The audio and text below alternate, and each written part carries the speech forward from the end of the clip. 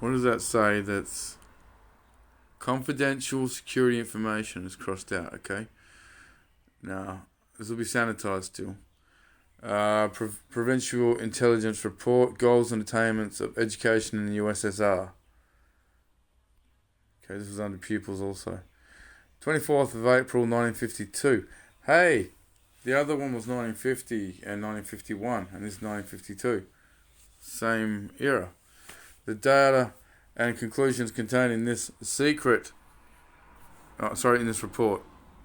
Hard to read the old typing. Contained in this report do not necessarily represent the final position of... What is that? Is that a Q? RR? Or is it a... Yeah, look, I can't work that out. OKR? I'm not sure. And should be regarded as provincial only, subject to revision. Additional data of comments which may be available to the user are consolidated. This report contains information available to... I apologise. I need to get more sleep. That looks like the same... Yeah, it's ORR by the look of it. Not sure what that means. As of 1st February 1952. So here we go, look. Central Intelligence Agency Office of Research and Reports. Document number there and everything. It's all legit. We've got here, list of things. All the goals and all that. So this is going to be a pretty long one. I don't think I'm going to be able to read this all out. What I will do is scroll through it so you can. If I see anything important, of course, I will make a point of it. Bugger, I'm going to read this part. You know what this is all about, right?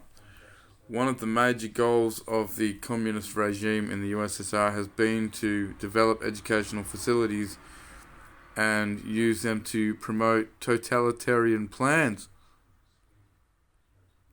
The major objectives which permeate all types of levels of Soviet instruction are reliable political indoctrination and practical vocational training. These ends are served by a high degree of central control of educational policy and subject matter. So they're controlling what the students see, and they're seeing what they want them to see. It's indoctrination, it's brainwashing. This goes way back. There was no public education in Tsarist Russia, and private and church schools reached only a limited segment of the population.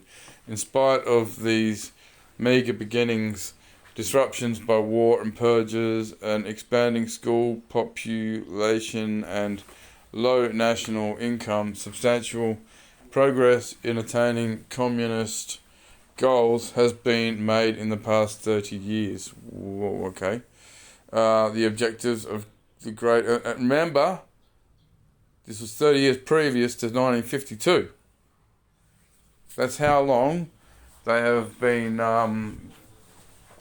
communists have been filling places in the world in government positions, and now practically all of them are communists.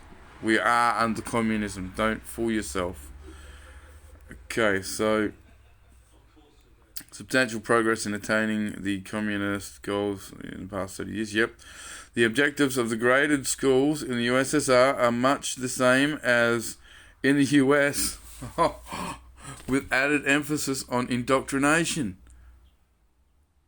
So this is a CIA document. This is a US document, CIA, and they have just admitted, people, they indoctrinate the students here as in US. It better happens here as well in Australia, as they do in USSR. So hang on.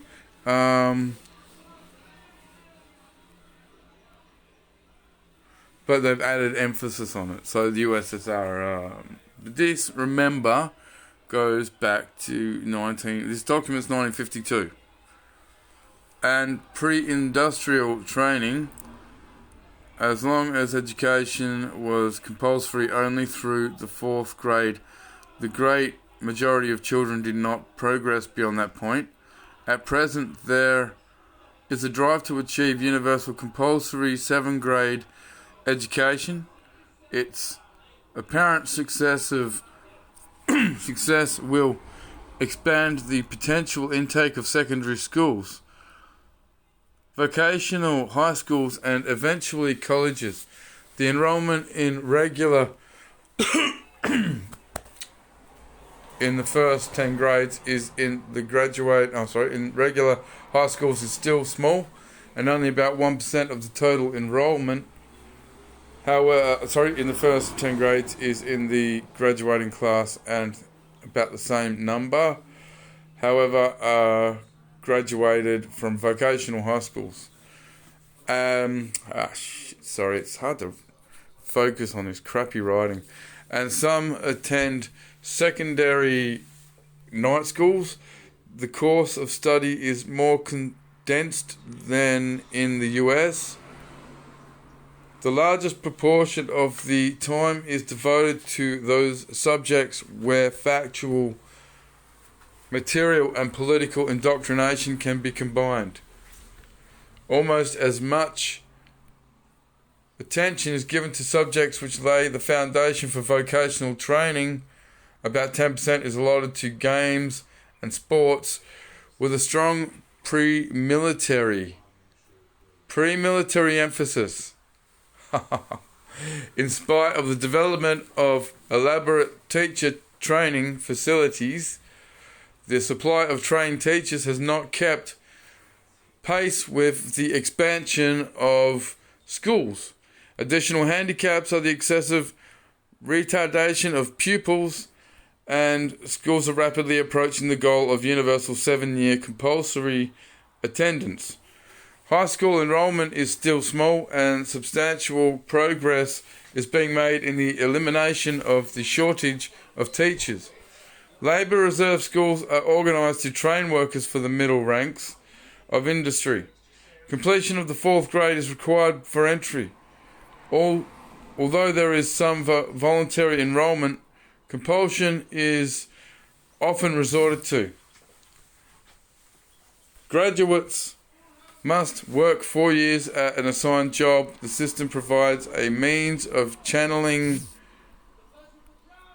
rural youth into industry and filling the requirements in pioneer areas and desirable jobs. Enrollments reached 1 million in 1948, but have subsequently declined to less than half that number. It is not clear whether this shrinkage represents the beginning of a permanent trend away from this type of training,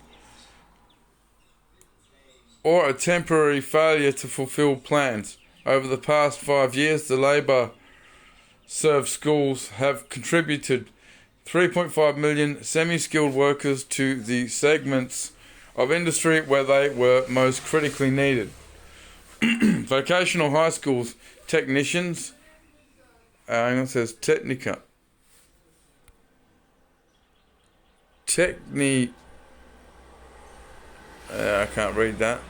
Accept pupils who have completed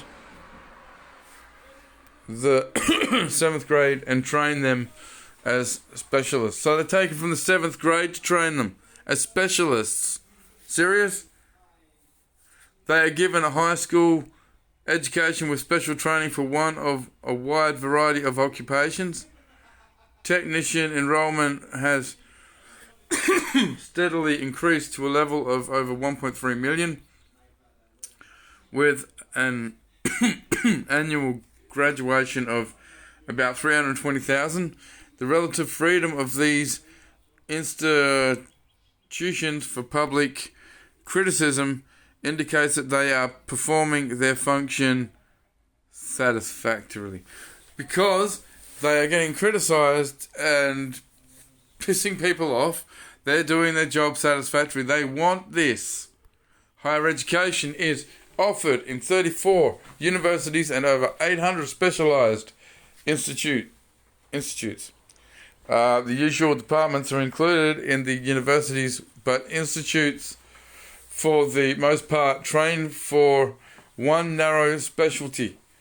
Resident students have increased 50% in the 5 years preceding 1951.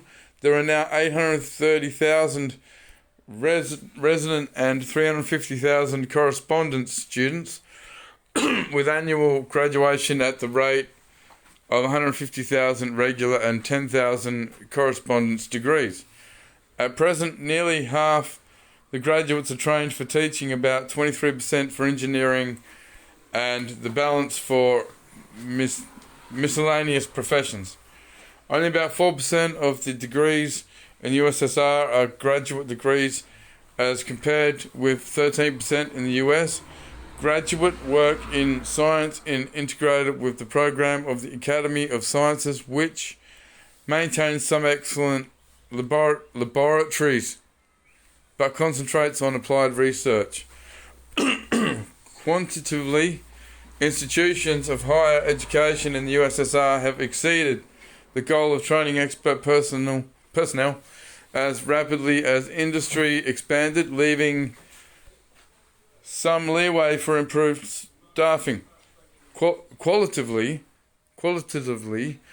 Soviet graduates are hampered by the narrow range of subjects taught in the specialized institutes. The rigid compartmentalization of research and the fact that only a small proportion of them have postgraduate training. The high concentration of the economy, of the USSR on the critical products of comparatively simple designs, however, make it possible to operate industry successfully with fewer engineers and a narrower range of skills.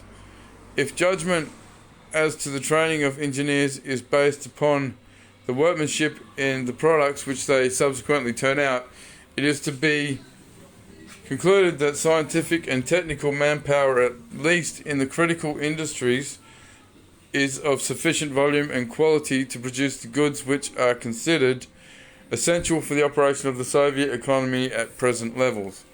Political training for the officials of the party and government at all levels is carried on in a special system of schools.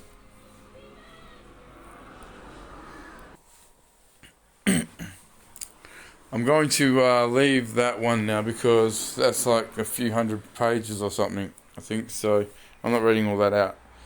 But you can see where it's pointed out pretty significant stuff. I'm going to read that document later, and I will, if I find anything really, really important, throw it in to another video. But we'll move on to another PDF now.